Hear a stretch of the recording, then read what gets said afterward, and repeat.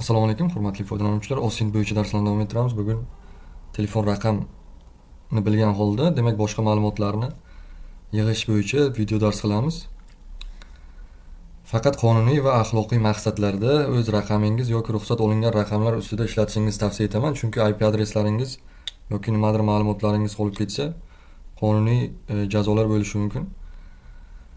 Bugun Phoninfoga ya'ni ochiq manbali dasturdan foydalanamiz. Bunda men rasmini keltirib qo'yibman. Arxitekturasi bu nima qila oladi bu? Bu nomerni skanning qiladi, ya'ni qidiradi. Demak, sariq skanning boshlandi. Ko'k ma'lumot yig'ish. Demak, dumaloq ma'lumot manbasi. To'rtburchaklar yig'ilgan ma'lumotlar. Demak, mamlakat, hudud, shahar, operator, vaqt mintaqasi, formatlar butun dunyo bo'yicha ishlaydi. Telefon raqamlari kutubxonasini qidiradi, xalqaro format, mahalliy format, mamlakat, hudud, shahar, operator, vaqt mintaqasigacha.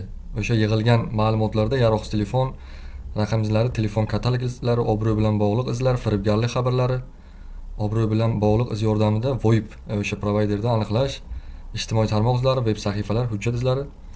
Keyin buni bitta o'sha bu o'zi bunday olib qarasa xavfli-da. Shuning uchun Google ko'p so'rov chiqarganda uni Google Dorkingda qo'ysangiz bloklaydi. Chunki xavfli deb ko'radi. Shuning uchun maksimal ko'rsatishga harakat qilaman. Buni demak faqat qonuniy maqsadlarda ishlatish maqsadga muvofiq. Demak, buni muallifi Sandres bo'ladi.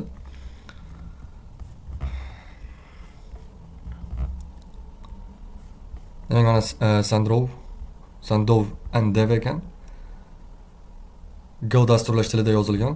Bu tizim maqsadi telefon raqamlari bilan bog'liq ochiq ma'lumotlarni avtomatik yig'adi. Qanday ishlaydi? Google, Bing shaxsiy ma'lumotlar bo'lgan bazalar, Instagram, Facebook va boshqa to'liq platformalarda ma'lumotlarni qidiradi, yig'adi. O'rnatish uchun, demak, mana shu linkni men YouTube'ni pastida qoldiraman, linkni. Shunga kirib, demak, o'zingizga Linux bo'lsa, qaysi operatsion tizim bo'lsa, o'shani yuklab olasiz. Bizda Windows bo'lgani uchun, demak, show all existing assets deb bossak, demak, hammasi chiqdi. Mana Windows uchun mana shu Phoninfoga Windows 286 Targezeni yuklaymiz. Bular emas. Windows ko'p, lekin bizda aynan mana shu kerak. Sizlarga ham mana shu tushadi. Tushunarlimi? Qolganlar Linux uchun bor ekan, Darwin va boshqa ma'lumotlar va source kodlari ham bor ekan, o'zgartirib ishlatish uchun. Endi mana terminalimiz. Mana yuklab olasizda arxivdan chiqarasiz. Tushunarli? Arxivdan chiqarib C diskda mana tools degan papka ochasizda shunday qo'yib qo'yasiz, bo'ldi. Tushunarli? Ekranda rasmi chiqdi.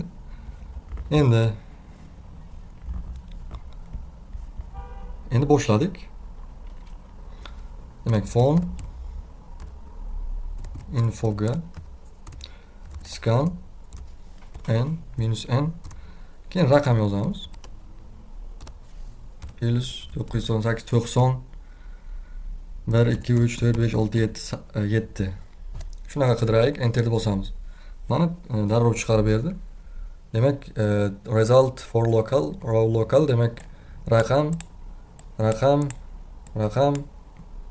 international, demak country Uzbekistan. Demak, mana chiqqan havolalar. Buni qanaqa qilamiz? Masalan, Google'da Inktogo rejimida ishlatish maqsadga muvofiq, uning uchun Chrome'da Ctrl Shift N raqamini bossangiz, mana shunaqa chiqadi. Tushunarli? Ctrl Shift N. Mana yangi ochiladi. Ctrl Shift N deb bossam. Bunda sal bloklash kamroq bo'ladi, chunki Google bloklayapti dedim. Mana shu linklarni nima qilgan paytda, qo'ygan paytda. Mana birinchisini olamiz, copy qilamiz va qidiruv tizimiga qo'yamiz. Enterni bosamiz.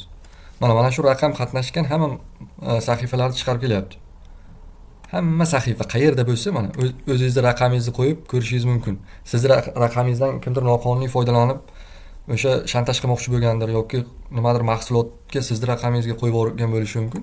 Tushunarli? Ko'ryapsizmi? Mana narsa chiqyapti. Rasmlargacha nima bo'lsa, hammasi chiqadi. Ikkinchi linkni olamiz. Tepasiga qo'yasiz, bu yoqda qo'ymaysiz, tushunarli? Tepaga qo'yasiz. Enterni bossak, mana ko'ryapsiz. Twitterda mana shu raqam bilan bog'liq nimadir bor, profil bor ekan. Keltirib o'tilgan ekan. Uchinchisini olamiz. Demak, enterni bossak, mana.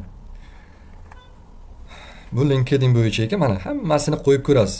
Demak, Osintda o'sha ma'lumotlarni jinoyatchini qidirish yoki xakerlar mana shunaqa erinmaydi. Har bittasini alohida ko'radi, tahlil qiladi. Mana shunaqa ma'lumot qidiriladi, tushunarlimi? Mana bu ham Inktogo rejimi ham shubhalanyapti. Demak, bizdan o'sha xavfsizlikni so'rayapti. Mana Instagramda hammasi ishlatilganini, qayerda ishlatilganini to'liq ko'rishimiz mumkin. Bu yerda ham qo'ysak, mana VKontakteda ishlatilgan joylar, tushunarlimi? Mana shunaqa, xullas ko'rishingiz mumkin. Hamma linklarni alohida erinmasdan tahlil qilish kerak. O'zingizni mana o'zbekcha saytlar chiqib keldi. Mana 1 2 3 4. Bu namuna raqamlar, masalan ochib ko'rsak, mana shartnoma ekan, ko'ryapsiz, nimalar chiqib kelyapti. Mana shunda namuna raqam ko'rsatgan. Har bittasini topib kelyapti. Mana har bittasini shartnomasi chiqib kelyapti, tushunarli? Demak, shartnomani qanday topishni ham o'rganib oldingiz. Hech kim bilmasligi kerak, sekingina o'zingiz ko'rasiz, tushunarli? Noqonuniy ishlatish taqiqlanadi. ProWeb'da ishlatilgan ekan. Mana student nimasi ham chiqib keldi, logini. Tushunyapsiz? Hamma narsani ko'rishingiz mumkin. Bu yerda demak, mana shu buyruqda to'liq ma'lumotlarni o'zingizning raqamingizni qo'yib tekshirib olishingiz mumkin. Va ruxsat etilgan raqamlar bo'lsa, masalan do'stingiz raqamni tekshirib ber desa, mana shunaqa bittalab tahlil qilasiz, ma'lumotlarni sotishingiz ham mumkin. Chiqqan ma'lumotlarni, tushunarli? Hozircha shular. Barchaga rahmat. Salomat bo'ling.